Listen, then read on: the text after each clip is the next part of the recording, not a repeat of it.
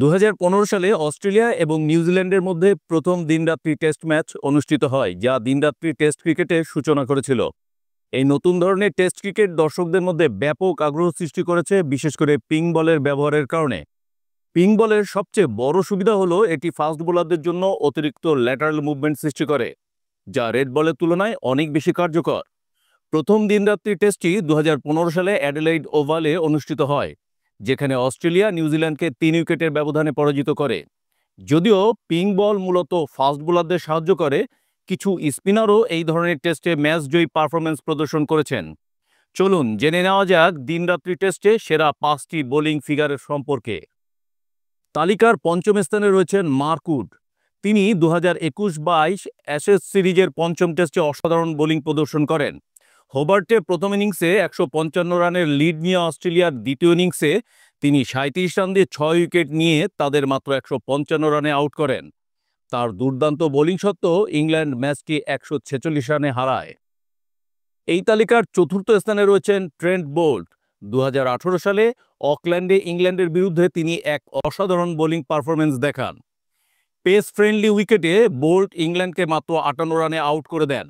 তার bowling figure ছিল ৬ wicket ৩২ রানে। নিউজিল্যান্ড সেই ম্যাচটি এক ইনিংস এবং ৪৯ রানে জিতে। তালিকার দ্বিতীয় স্থানে রয়েছেন প্যাট কামিন্স। তিনি ২০১৯ সালে গাবায় শ্রীলঙ্কার বিরুদ্ধে এক অনবদ্য বোলিং স্পেল প্রদান করেন। ২৩ রান দিয়ে ৬ উইকেট বোলিং ফিগার সহ তিনি শ্রীলঙ্কাকে প্রথম ইনিংসে ১৪৪ রানে আউট করেন, আর অস্ট্রেলিয়া ম্যাচটি এক ইনিংস এবং ৪০ রানে জেতে। কামিন্স পুরো ম্যাচে ১০ উইকেট নিয়ে ম্যাচের সেরা খেলোয়াড় হন।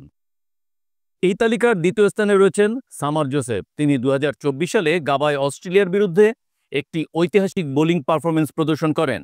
মাত্র ২১৬ রানের লক্ষ্য রক্ষা করতে গিয়ে তিনি ১২ ওভারে ৬৮ রান দিয়ে ৭ উইকেট নিয়ে অস্ট্রেলিয়ার ব্যাটিং লাইন আপকে ভেঙে দেন।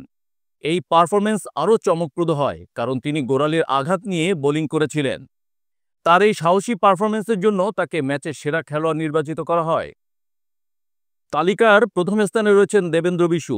তিনি ২০১৬ সালে দুবাইয়ে পাকিস্তানের বিরুদ্ধে একটি স্মরণীয় পারফরমেন্স দেখান।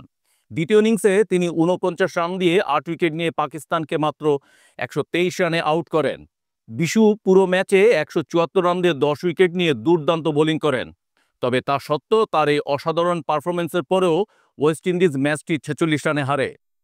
এই সেরা ৫ বোলিং ফিগার প্রমাণ করে যে দিনরাত্রি টেস্ট ম্যাচে পিঙ্ক বল যেমন ফাস্ট বোলারদের জন্য সুবিধাজনক, তেমনি স্পিনারদেরও ম্যাচ জয়ী পারফরমেন্স প্রদর্শনের সুযোগ রয়েছে।